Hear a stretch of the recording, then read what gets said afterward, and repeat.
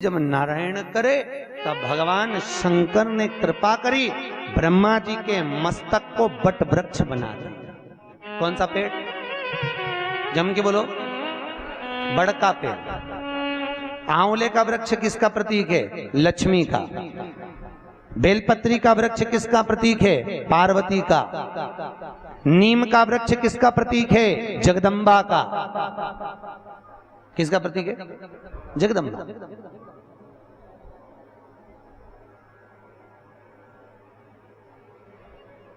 कितना सुंदर कहा है। जिस व्यक्ति को ब्लड प्रेशर की बीमारी रहती हो, ऊपर नीचे ब्लड प्रेशर होता रहता हो, तकलीफ भोग रहे हो, बहुत कष्ट में हो, बार बार पसीना आ जाए शरीर पर, कुछ ना करिए, एक लोटा पानी भरो, 7 पत्ती नीम की डाल लो। काय की डालना? नीम। कड़वी नीम, मीठी नीम नहीं, कड़वी नीम। 7 पत्ती नीम की डाल लो और 7 उसमें बेलपत्र डाल लो। जिस व्यक्ति का ब्लड प्रेशर हाई हो, लो हो, उसके कमरे में उसको प्लेट से ढककर रख दीजिए। सुबह स्नान कर कर वही व्यक्ति जिसका ब्लड प्रेशर ऊंचा नीचा होता है, उसको शिव जी को समर्पित करना। शिव को चढ़ाकर उसी का पानी 7 बार उसी स्थान पर ग्रहण कर लेना। व्यक्ति का ब्लड प्रेशर बराबर हो जाता है। मात्र लगभग अगर सोमवार कर रहे हो तो 11 सोमवार करो, प्रतिदिन नियम से कर रहे हो तो 15 दिन कर लो, उसमें बराबर। फिर कभी जिंदगी में ब्लड प्रेशर की बीमारी चली ही जाती है, कोई दिक्कत नहीं है, करिए। जैसे घुटने का रोग वाला व्यक्ति, ये जितनी माताएं ऊपर बैठी हैं, इनको घुटने में तकलीफ होगी इसलिए बैठी। शिव महापुराण की कथा कहती है, शिवरात्रि के दिन रात को 12 बजे शंकर जी के मंदिर में चढ़ी हुई बेलपत्र उठाकर शिव मंदिर का शिखर देखकर 12 बजे रात को उस बेलपत्री को चबा चबा कर खा लो। जिंदगी में कभी घुटने का दर्द रहता ही नहीं, कभी जिंदगी में नहीं रह सकता। अगर डॉक्टर बोले कि घुटना बदलो तो पहले ये प्रैक्टिकल करके देखना शिव पुराण का। डॉक्टर बोले कि ये दवाई खाओ, वो दवाई खाओ, पहले ये दवाई खाकर देखो शिव पुराण। प्रैक्टिकल जरूर करो। और हम तो कहते हैं प्रैक्टिकल भी अगर काम नहीं चलता। एक महाराज प्रवचन दे रहे थे, प्रवचन में कह रहे थे, भैया शराब नहीं पीना चाहिए, गंदा नाली का पानी है, गटर में पड़ा हुआ पानी है, मत पियो, पी पी के बर्बाद हो जाओगे। उसी में महाराज का पहचान वाला बेटा था, उठ के खड़ा हो गया, ओ महाराज तो इतनी बड़ी बड़ी बात कह रहा, तेरा सग्गा भाई पी के तो गटर में पड़ा है, नाली में पड़ा है, और तू हमें ज्ञान दे रहा है। महाराज जी को क्रोध नहीं आया। महाराज जी ने कहा, भैया देख, मैं भी प्रवचन दे रहा हूँ, मेरा भाई भी प्रवचन दे रहा है, बस अंतर इतना है मैं मुंह से समझा रहा हूँ, मेरा भाई प्रैक्टिकल करके दिखा रहा है। मन तेरा, तू कैसे समझेगा? या तो मुख से समझ जा या प्रैक्टिकल देख के समझ जा। तो आपसे निवेदन है, प्रैक्टिकल जरूर करो, प्रैक्टिकल करे भी करना है जरूर। ये भान होना चाहिए, कहीं हो सके सियोर वाला महाराज झूठ तो नहीं बोल रहा। इसलिए शिवरात्रि के दिन, मुख्य शिवरात्रि के दिन रात को 12 बजे शंकर पे चढ़ी हुई बेलपत्र जिस शंकर के मंदिर की उठाओगे उसी शंकर मंदिर का शिखर देखकर चबा चबा कर खाइए। कभी जिंदगी में घुटने का रोग नहीं हो सकता, जिंदगी भर। पर इसका मतलब नहीं कि तुम्हारे घुटने चालू हो जाए तो तुम शॉपिंग मॉल में ही बैठी रहो। ईमानदारी की बात है, आज के जमाने में संतों ने रिसर्च करा है। क्या रिसर्च करा? कि जितनी जितनी बूढ़ी बूढ़ी सासें हैं वो तो सब नरक जा रही हैं और बहुएं बेकुंठ जा रही हैं। तो सासों ने सोचा कि भाई हम नरक काय को जा रहे हैं, बहुएं काय को बेकुंठ? बहू तो घर में रहती है और हम तो इतनी कथा भागवत में जाए, हम तो इतनी कथा सुनते हैं, बूढ़ी बूढ़ी माताएं कहती हैं, तो हमें बेकुंठ जाना चाहिए, तो बहू क्यों बेकुंठ जा रही है, हम नरक काय को जाए? तो संतों ने रिसर्च करा कि जितनी बूढ़ी बूढ़ी माताएं कथा में जाती हैं, इन सबको घर की याद बनी रहती है। मैं फ्रिज में दूध रख के आई, ना जाने क्या कर रही होगी, क्या पता, क्या मालूम क्या कर रही होगी, छोरा आया होगा, रोटी बनाई होगी कि नहीं बनाई होगी। और जितनी घर में बहुएं रहती हैं, वो उनसे कोई भी पूछता कि मम्मी कहाँ गई? अरे सालासर भवन में शिव महापुराण की कथा चल रही है, अग्रवाल जी करा रहे हैं। अच्छा, आज कथा का दूसरा दिन है, सियोर वाला महाराज आया, उसे कथा ही कथा की बात बहू कर रही, और बूढ़ी बूढ़ी अम्मा यहाँ बैठ के दूध और चाय को याद कर रहे। इसलिए भगवान ने कहा, तू नरक वो स्वर्ग जा। इसलिए निवेदन है आपसे, मन, चित्त, वृत्ति, बुद्धि सब शिव में लगा कर बैठो। हर हर। अरे हाथ तो उठाओ, दीन बंधु दयालु। अगर तुम हाथ नहीं उठाओगे, वो उठा लिया तो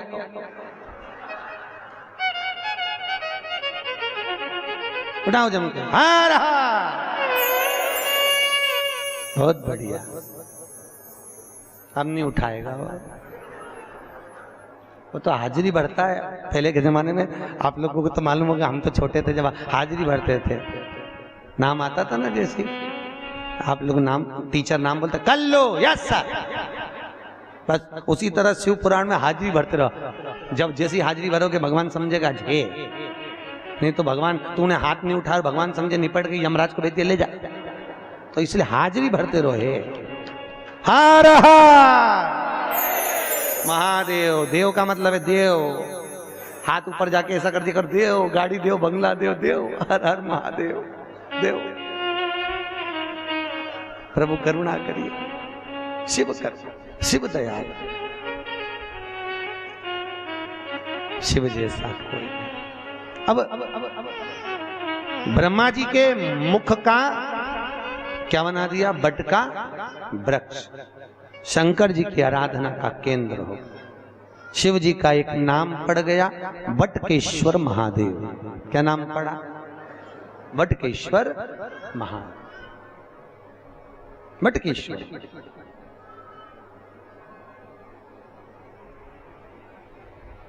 बटकेश्वर महादेव, शास्त्र कहता है जिस व्यक्ति को जीवन में कोई चर्म रोग हो गया हो, चमड़ी का कोई रोग हो गया हो, गाय की गोबरी, गोबरी जानते हो? अलूनी गोबरी। अलूनी गोबरी का मतलब एक कंडा अलग बात है, उसको थाप थाप के बनाते हैं गोबरी को।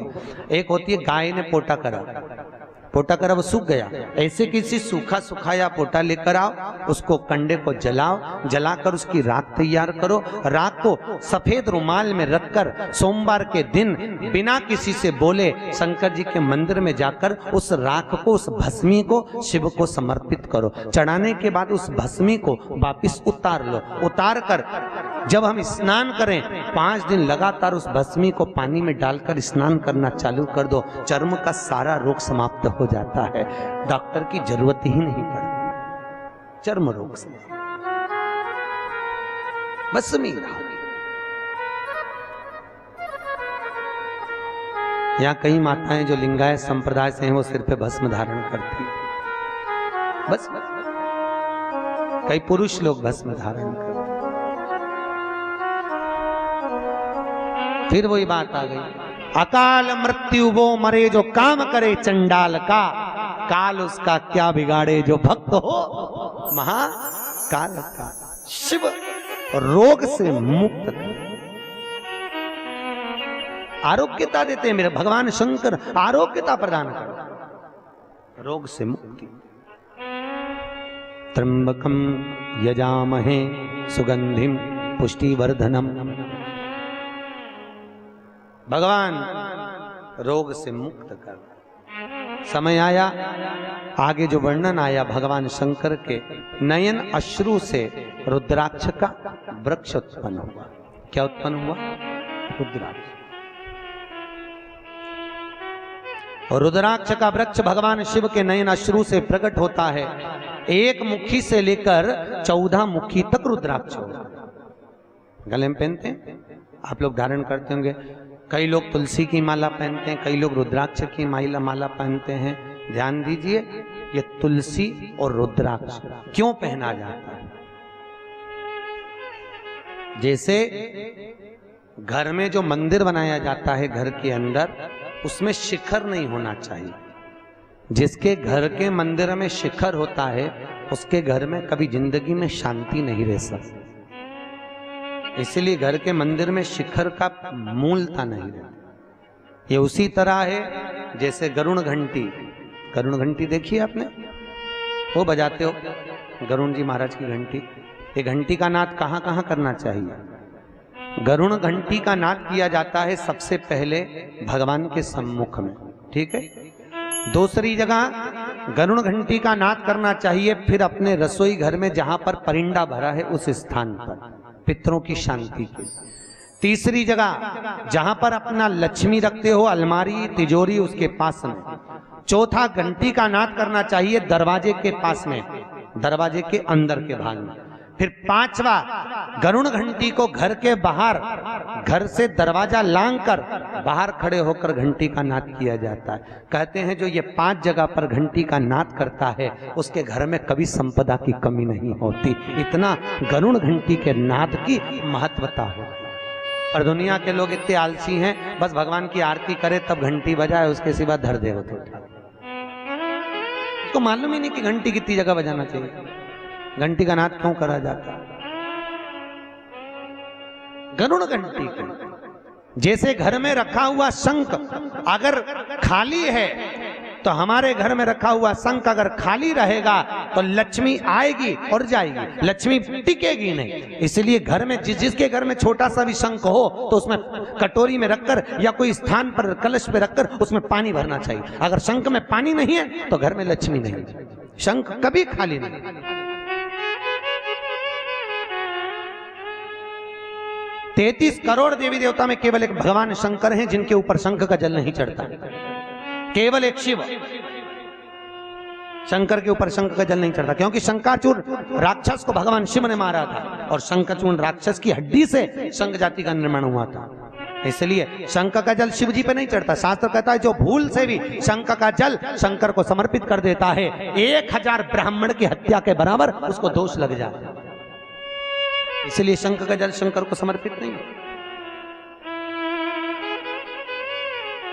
जिस व्यक्ति को नलियां चौक हो गई हों, डॉक्टर ने बोला बाईपास कराना पड़ेगा, उसको कुछ नहीं करना चाहिए। 7 बेर, बेर जानते हो क्या बोलते हैं यहाँ पर? बेर, बेर बोलते हैं। 7 बेर प्रत्येक शिवरात्रि को शंकर जी के ऊपर समर्पित करना चालू कर दो। 7 बेर, जिंदगी में कभी बाईपास कराने की जरूरत नहीं पड़ेगी। केवल 7 बेर, उसमें से 1 बेर 7 बेर चढ़ाओ, 1 बेर उठा के लाओ और वो व्यक्ति को खिला दो जिसको बाईपास के लिए डॉक्टर ने बोला है। फिर दूसरी बार चेक करवाना, वो खुद कह देगा कि बाईपास की जरूरत ही नहीं है, नाड़ियां क्लीन है एकदम, अटैक की बीमारी नहीं होती, हार्ट अटैक नहीं आता उस व्यक्ति को जिसने प्रत्येक हर महीने की शिवरात्रि पर 7 बेर शिव को समर्पित करना चालू कर दिया, उसको कभी अटैक नहीं आ सकती, हार्ट अटैक की बीमारी नहीं। हमारा शिव दयालु, कितना कितना भाई। सती और शिव का जहां विवाह हुआ था ना, क्या बोलते हैं, त्रिजुगी नारायण। कौन कौन गया रात उठाओ? केदारनाथ से 12 किलोमीटर इधर गौरीकुंड से त्रिजुगी नारायण है, जहां शिव और सती का विवाह हुआ था। जहां पर माता सती शंकर के साथ में जब विवाह करी थी तो 7 जगह पर रुकी थी। सती मैया के रुकने पर वहां कुंड बन गए थे 7। आज भी शंकर और सती के विवाह की अग्नि वहां पर जल रही है, आज भी विवाह किया।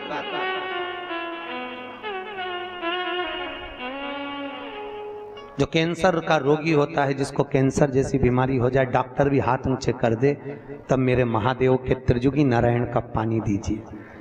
जहां शिव और सती का विवाह हुआ था 7 कुंड बने थे, उस 7 कुंड का पानी एक बोतल में भर के लियाओ और लगभग 21 दिन तक उसको 1-1 चम्मच पानी देना चालू कर दो। कैंसर की बीमारी में आराम लग जाता है, एकदम वो स्वस्थ हो जाता है। फिर चेक करवाओ जाके, तुम्हें जिसको कराना हो।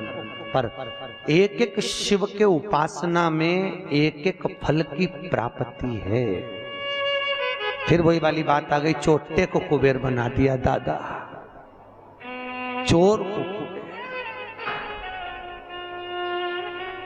तो फिर सोचो, तुम तो शिव महापुराण की कथा सुन रहे हो, ये दादा है बाबा है। कहते हैं दादा की गोद में जब पोता बैठता है ना, खाली नहीं उठता, उसको दादा 5 रुपए 10 रुपए या टॉफी देकर ही भेजता है।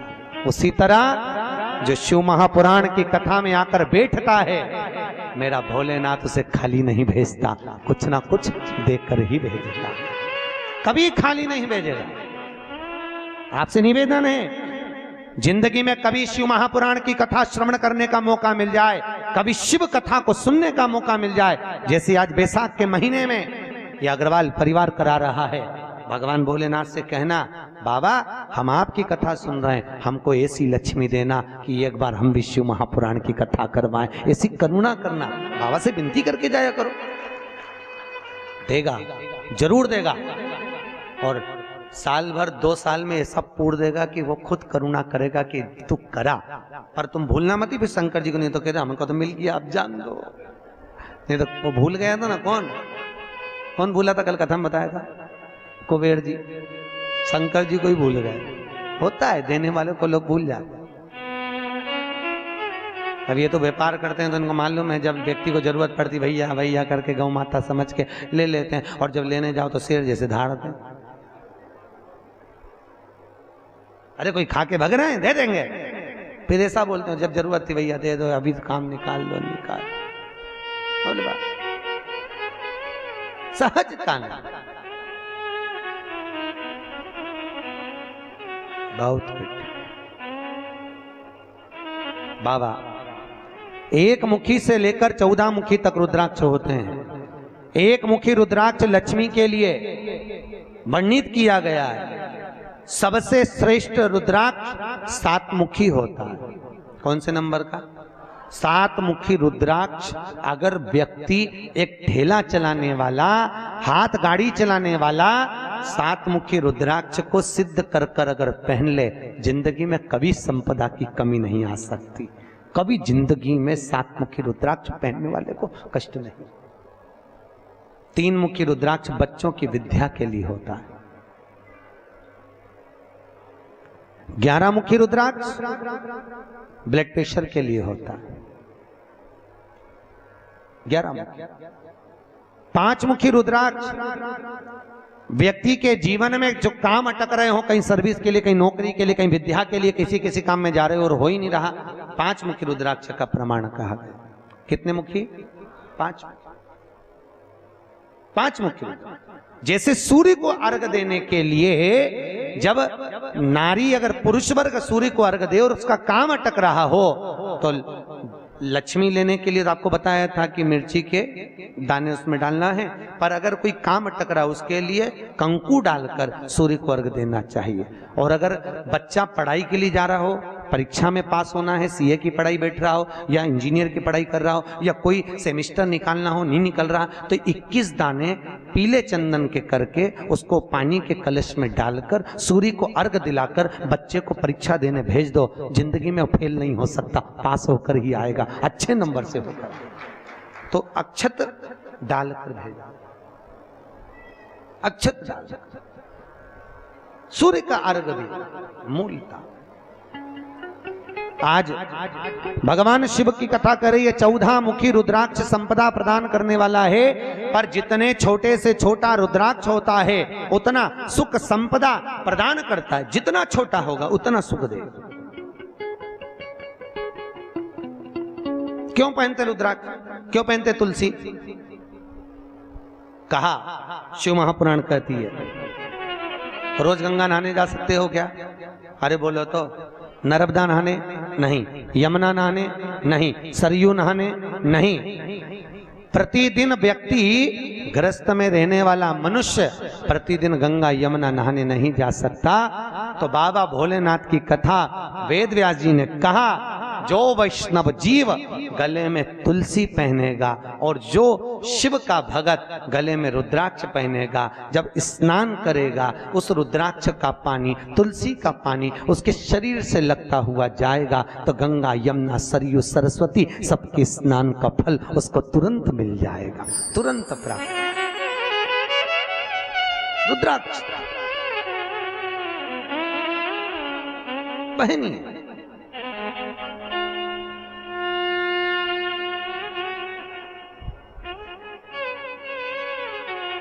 और रुद्राक्ष पहनो तो टेस्टेड, बिल्कुल ओरिजिनल पहनना। धारण करिए, आजकल बहुत रुद्राक्ष मिलते हैं पर ओरिजिनल नहीं मिल पाते, टेस्टेड होना चाहिए। रुद्राक्ष की मूलता है, उसको पहन धारण करिए। शिव का स्मरण कर कर, सबका मंत्र अलग अलग वर्णित किया गया है शास्त्रों में। फिर आगे जो प्रमाण कहा गया, बाबा भोलेनाथ ने सुंदर आनंदमय सुख धारण कर कर कहा, भगवान शिव की आकाशवाणी होकर ब्रह्मदेव से कहा, ब्रह्मा 4 उंगल का शिवलिंग और मूर्ति घर में पूज्य होगी। मंदिर के अंदर अपने घर में ज्यादा बड़ी मूर्ति नहीं रखना चाहिए। मूर्ति अपने भूमि से 4 अंगुष्ठ के बराबर की होना चाहिए। इससे बड़ी मूर्ति घर में श्रेष्ठ होती है। और घर में जो भी मूर्त रखो, शिवलिंग रखो, गणेश जी रखो, लक्ष्मी रखो, ठाकुर जी रखो, नारायण लक्ष्मी रखो, पर वो पोले नहीं होना चाहिए, अंदर से ठोस होना चाहिए। जो मूर्ति अंदर से पोली होती है वो घर को पोला कर देती है। आपको मालूम है पहले के जमाने में लड़की देखने जाते थे लड़के वाले, तो क्या देखते थे? लड़की का मुख देख कर आते थे। क्या देखते थे? उसका पाँव। अरे जम के तो बोलो, क्या देखते थे? उसका पैर देखते थे, पाँव देखते थे। क्या करते थे? लड़की से कहते जा बेटा पाँव को गीला करके आ। लड़की पाँव को गीला करके आती थी, उसको चला कर देखते थे। जिसका पाँव गीला करने के बाद पत्थर पर जम जाए, समझ लो घर को जमा ले। पाँव पोला निकल गया, समझ लो घर को। पहले मुख नहीं देखते थे, पहले पाँव। अब आज के जमाने में तो मुख देखकर विवाह किया जाता है। लड़की घनी सुंदर है। हमारे पास ही लोग आते हैं, महाराज अग्रवाल जी, बहुत लोग आते हैं, कहे गुरुजी हम लड़के की लड़की देख के आए, देखो गुरुजी कैसी है, बहुत जोरदार लड़की। हम 8 लोग गए गुरुजी, बिल्कुल नहीं बोली, इतनी जोरदार लड़की। हम 4-5 घंटा बैठे, बिल्कुल नहीं बोली। आप बताओ कैसी है? हमने कहा कैसी है वो तो तुम देखिए, पर वो काय को बोलेगी, अभी काय को बोलेगी, जब वो बोलेगी तो तू भी डोलेगी। बोलेगी काहे बोलेगा?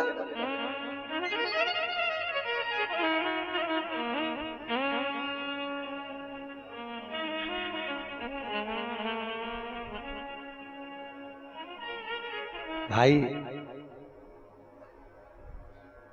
हम तो कहते हैं जितना समय मिले,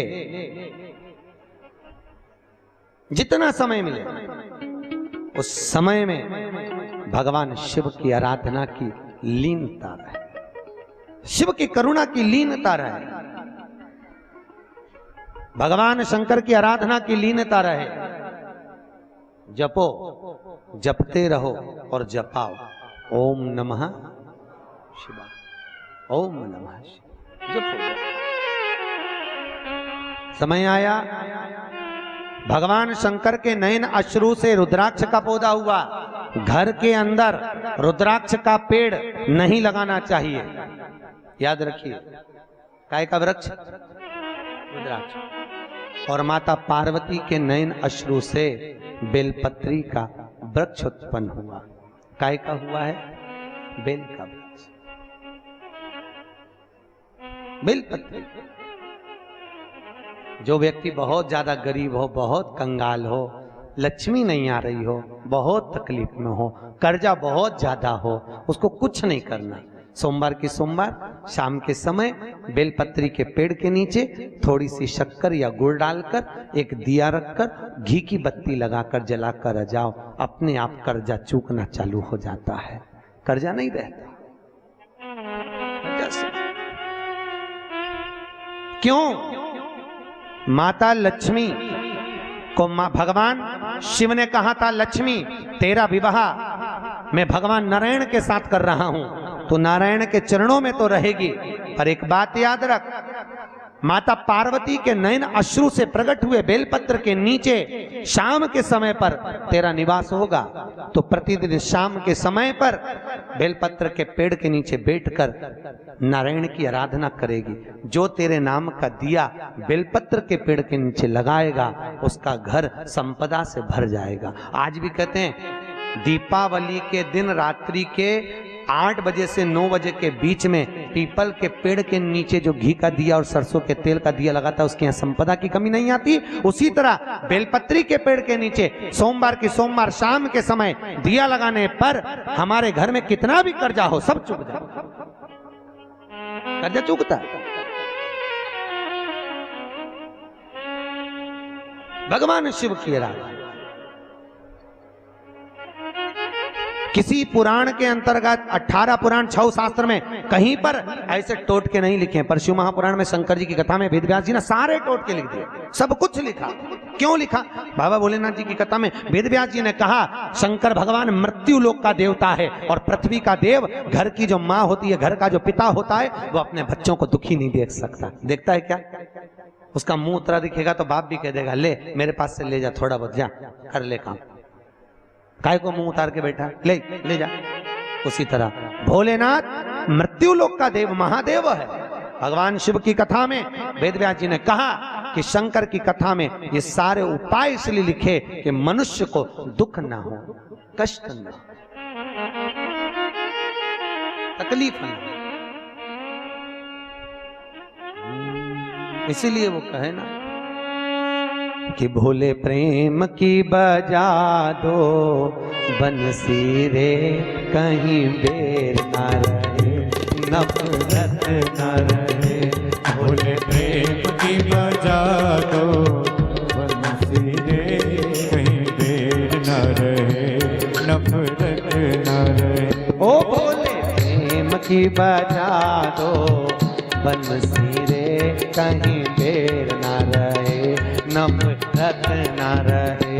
भोले प्रेम की बजा दो बंसी रे, कहीं बेर ना रहे, नफरत ना रहे। दोनों हाथों से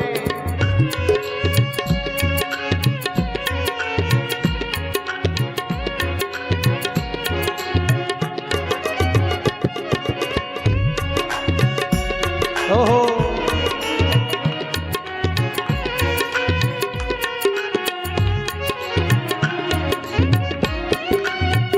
ताली सेवा देते हुए ओहो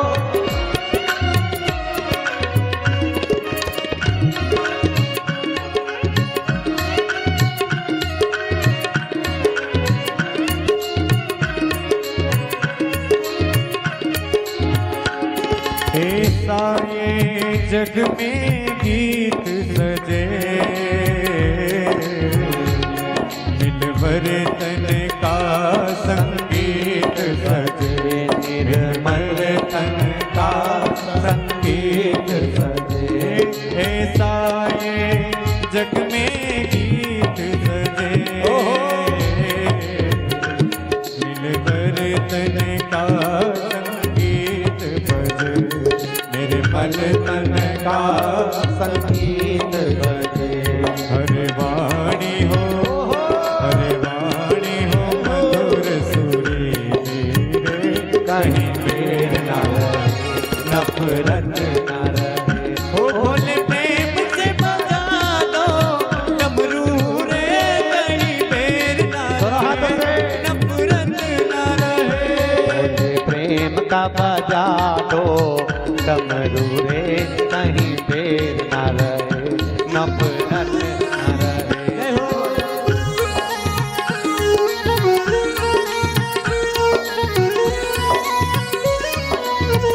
ओहो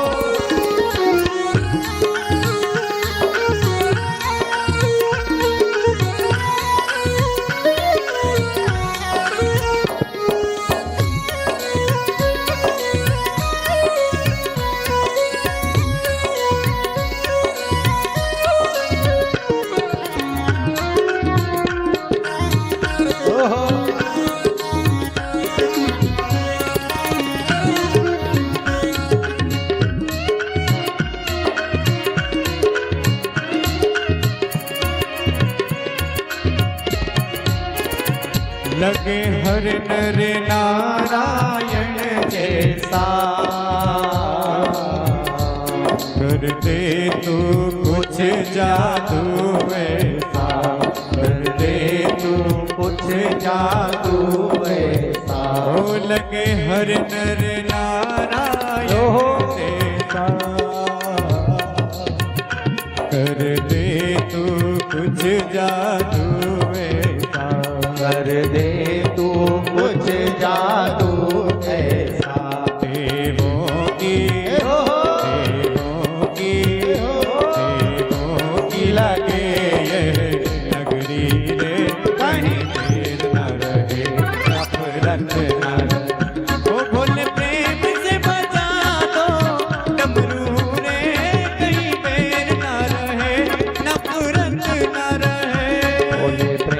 का बजा दो डमरू रे, कहीं देर न रहे, नफरत न रहे। जय हो।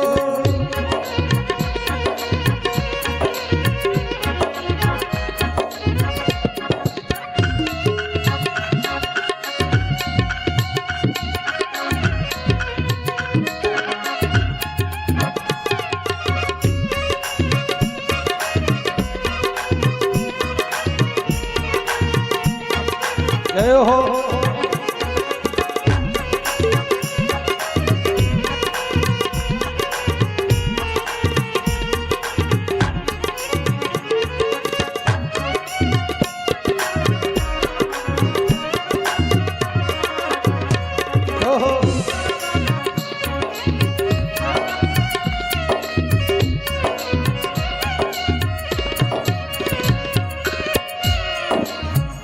प्रभु सारे जग से पाप मिटे,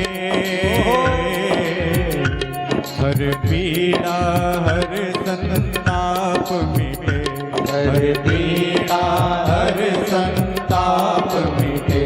प्रभु सारे जगत से पाप मिटे, भोले हर पीड़ा हर संताप मिटे, हर पीड़ा हर संताप मिटे। सुख पाए सुख पाए सुख पाए तीरथ की नगरी रे, कहीं देर न रहे, नफरत न रहे। सुख पाए तीरथ की नगरी रे, कहीं देर न रहे, नफरत न रहे। ओ भोले प्रेम से बजा दो डमरू रे, कहीं देर न रहे, नफरत न रहे। भोले प्रेम का बजा दो डमरू रे, कहीं देर न रहे, नफरत न रहे। भोले प्रेम का बजा दो डमरू रे, कहीं देर न रहे, नफरत न रहे। भोले बजा दो डमरू रे, कहीं देर न रहे, नफरत न रहे, कहीं देर न रहे, नफरत न रहे, कहीं देर न रहे, नफरत न हर रहे। भगवान शिव ओघड़ी की कथा कहती है, भगवान प्रेम वात्सल्यता आनंद सुख शांति सब प्रदान करने वाला। मृत्यु लोक में अगर कोई है तो वो देवों का देव महादेव केवल एक शिव जैसा। भगवान भोलेनाथ ने देख लिया अब सब दूर की लीला का आनंद है। बुलाया ब्रह्मा जी को। ब्रह्मदेव भगवान शंकर बोले सृष्टि की रचना आरंभ पर करिए। ब्रह्मा जी बोले सृष्टि की रचना में करना क्या ये बताओ। तो क्या नर और नारी बना दो, पृथ्वी को बढ़ाना।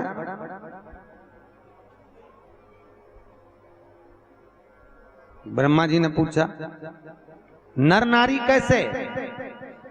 तो भगवान शंकर बोले भैया देखो पुरुष और स्त्री दोनों को बनाई। अब पुरुष स्त्री कैसे। ब्रह्मा जी ने भैया सृष्टि की रचना प्रारंभ करी।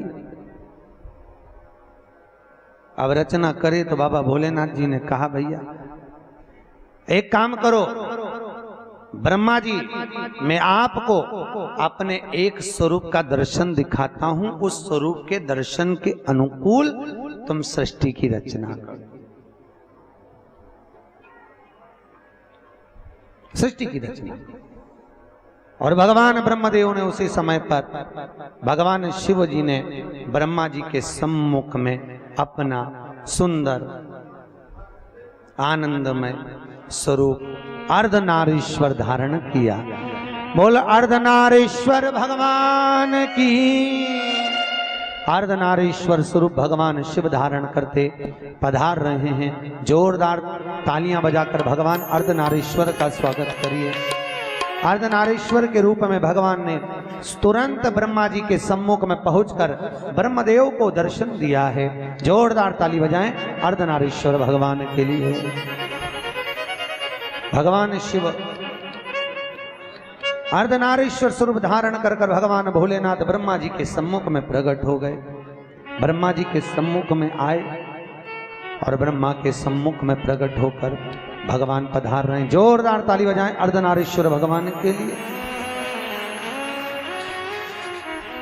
ओम नमः शिवाय, ओम नमः शिवाय, ओम नमः शिवाय, ओम नमः शिवाय, ओम नमः शिवाय, ओम नमः शिवाय, ओम नमः शिवाय, ओम नमः शिवाय, ओम नमः शिवाय, ओम नमः शिवाय, ओम नमः शिवाय, ओम नमः शिवाय। अर्धनारीश्वर स्वरूप का दर्शन भगवान शंकर ने जैसी ब्रह्मदेव को दिया, ब्रह्मा जी ने साष्टांग दंडवत किया। हर हर महादेव। भगवान अर्धनारीश्वर का दर्शन कर कर भगवान शंकर ने के स्वरूप का दर्शन कर कर ब्रह्मा जी ने कहा, प्रभु आपके स्वरूप को दर्शन कर कर जीवन धन्य हो गया। भगवान शिव बोले, है ब्रह्मदेव मेरे इस स्वरूप का दर्शन करिए। और इस स्वरूप का दर्शन कर कर ब्रह्मदेव आप सृष्टि की रचना को प्रारंभ करिए। मेरे जैसा स्वरूप कुछ पुरुष कुछ नारियों को प्रकट करिए। उन पुरुष और नारियों के प्रागट्य से इस सृष्टि का वर्णन आगे बढ़ेगा। और ब्रह्मा जी ने उसी समय पर सृष्टि का वर्णन करना प्रारंभ करा। अपनी दो जंघाओं को ठोका, एक जंघा से मनु, दूसरी जंघा से शत्रुपा प्रकट हो गए और सृष्टि की रचना प्रारंभ हो गई। हर हर महादेव। भगवान अर्धनारीश्वर का दर्शन यहाँ हो रहा है। जोरदार ताली बजाएं भगवान शिव के लिए। हमारे अग्रवाल परिवार जजमान यहाँ पधारेंगे, बनवारी लाल जी और सपरिवार अर्धनारीश्वर भगवान का पूजन करेंगे। और पूजन करने के बाद आप सब भी अर्धनारीश्वर भगवान का दर्शन करेंगे, आनंद लेंगे। और इसके बाद में कल जो कथा होगी ध्यान से सुने। अभी रात को तो 9 बजे तो आपको मालूम है कल बहुत सुंदर लीला हुई कि नहीं हुई? जोरदार बताओ। आनंद आया ना खूब? तो दिल्ली से जो वृंदावन से कलाकार आए हैं बहुत सुंदर लीला करे। आज भी अग्नि नृत्य होगा। अग्नि नृत्य सिर पर अग्नि रखकर गणेश जी का आवाहन और शिव जी का सुंदर लीलाओं का दर्शन आज करेंगे अपन 9 बजे से 10:30-11 बजे तक। तो सभी लोग आनंद लेंगे। अभी अर्धनारीश्वर भगवान का पूजन हमारे जजमान कर रहे हैं। उसके बाद में सुंदर आनंद में कल कथा में शंकर पार्वती का मंगल विवाह होगा। सती खंड को आगे बढ़ाते हुए सुंदर प्रसंग को आगे लेंगे, सुंदर शिव विवाह की ओर आगे जाएंगे। तो कल आप सब अपनी अड़ोसन पड़ोसन पीछे वाली धड़ोसन के साथ अधिक से अधिक संख्या में पधारें। पुरुषों से निवेदन है वो पड़ोसन के साथ ना आए, आप भी अपने पड़ोसियों के साथ आएं और शिव महापुराण की पावन कथा का आनंद लें। कल आज वो शुगर वाला रह गया है, शुगर वाला रह गया, उसको कल कथा में लेंगे। तो कल शुगर वाला वर्णन करेंगे और हम देवस्थान मंदिर का वर्णन करेंगे। तो आज की कथा को यहाँ विराम के लिए सभी लोग भोजन करके जाएंगे। भोजन प्रसादी के बिगर कोई ना जाए। हेलो, सभी भक्तों से अनुरोध है आरती के समय अपने स्थान पर बैठे रहें। एवं सभी से निवेदन है आरती के बाद बेलपत्री का प्रसाद एवं आरती लेके ही घर की ओर भोजन करके जाएं। अग्रवाल परिवार की ओर से सभी के लिए महाप्रसादी की व्यवस्था रखी गई है। आप भोजन प्रसादी लेके ही आपके घर की ओर जाएं। एवं जिन किसी भी भक्तजन को आज अर्धनारीश्वर स्वरूप के झांकी के जो दर्शन है उसमें दान देना हो, वे ठाकुर जी के सम्मुख जो पात्र रखा है उस पात्र में दान दे सकते हैं। जजमान आरती के लिए सम्मिलित हो गए। ऊपर से करें नीचे से करें, कहीं से भी करो। ऊपर एक जजमान ऊपर आ जा, बाकी सब नीचे से करें।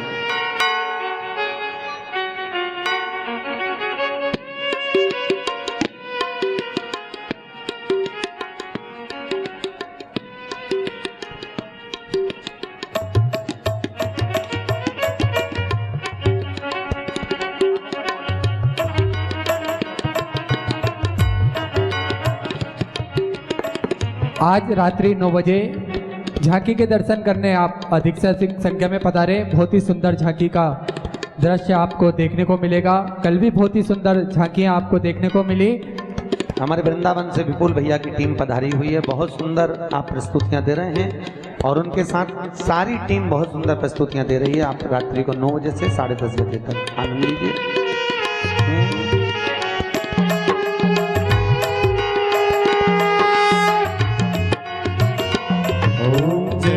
शिव ओंकारा भोले हरि शिव ओंकारा ब्रह्मा विष्णु सदा शिव भोले भोले नाथ महादेव हर घाटी धारा ओम हर हर हर महादेव एकानन चतुरानन पंचानन राजे हो बोले पंचानन राजे हंसासन गरुड़ासन हंसासन गरुड़ासन शिवाहन साजे ओम हर हर हर महादेव दो भुज चार चतुर्भुज 10 भुज अति सोहे बोले 10 भुज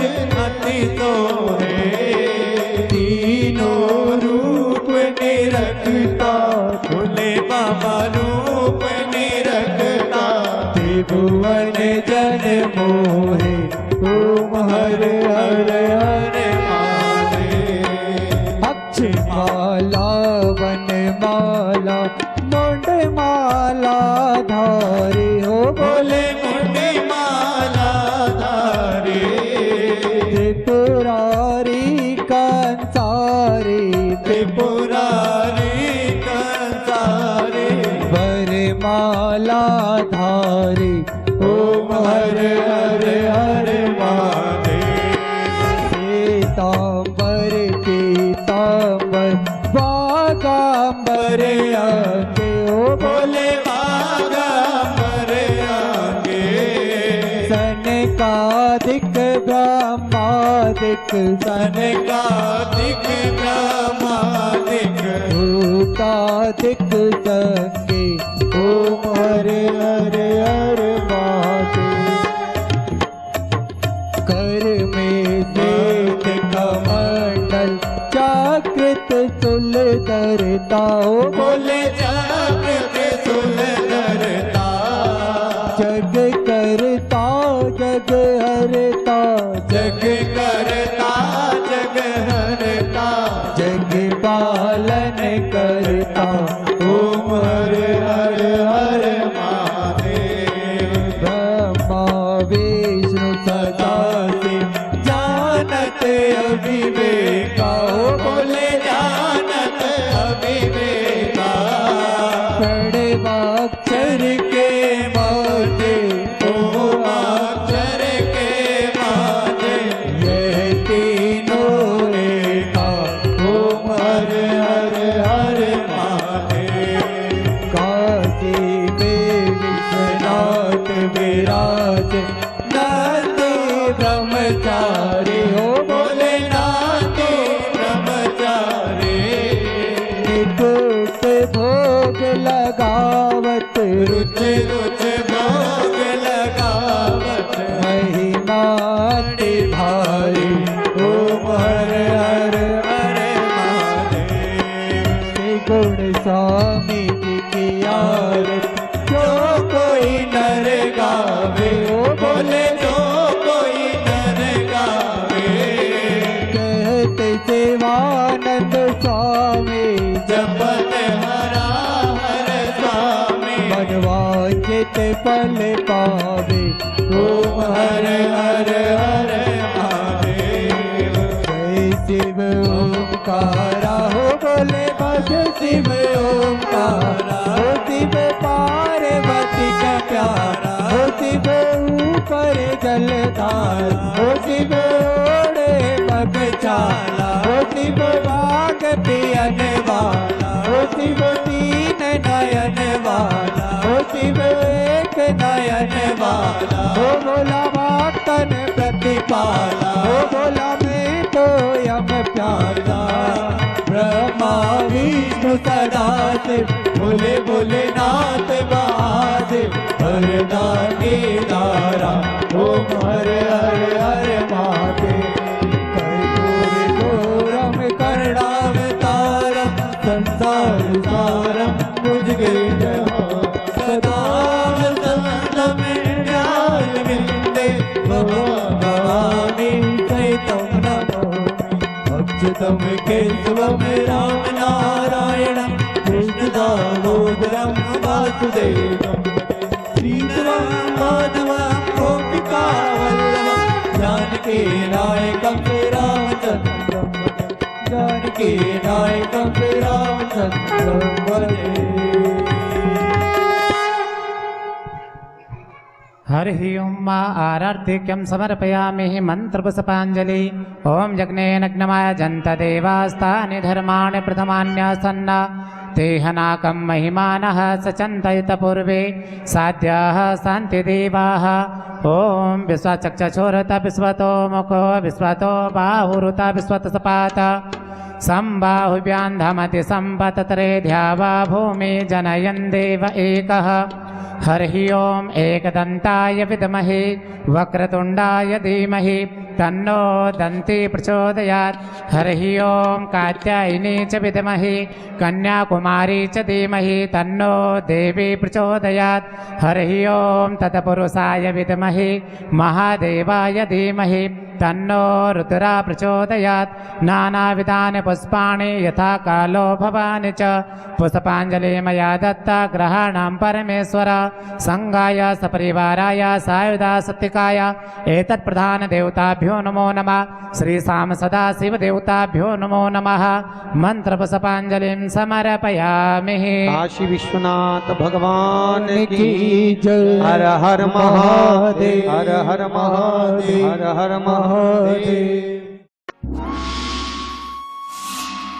कल्लू जी ठाकुर जी तुलसा जी के विवाह के उपलक्ष्य में कार्तिक के पावन महीने में विशाल 108 श्रीमद् भागवत कथा का आयोजन पूज्य गुरुदेव पंडित श्री प्रदीप जी मिश्रा की जन्मस्थली सीहोर मध्य प्रदेश में दिनांक 14 से 20 नवंबर 2018 को किया जा रहा है। अतः इस पुनीत पावन भगवान के विवाह के उपलक्ष्य में आप भागवत पोथी बिठा सकते हैं एवं भगवान के विवाह में सम्मिलित होने का पावन अवसर पा सकते हैं। आप सह परिवार अवश्य पधारें।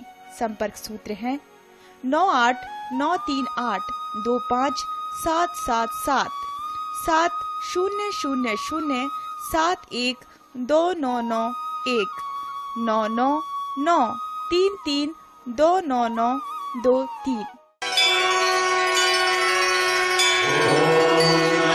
शिवाय।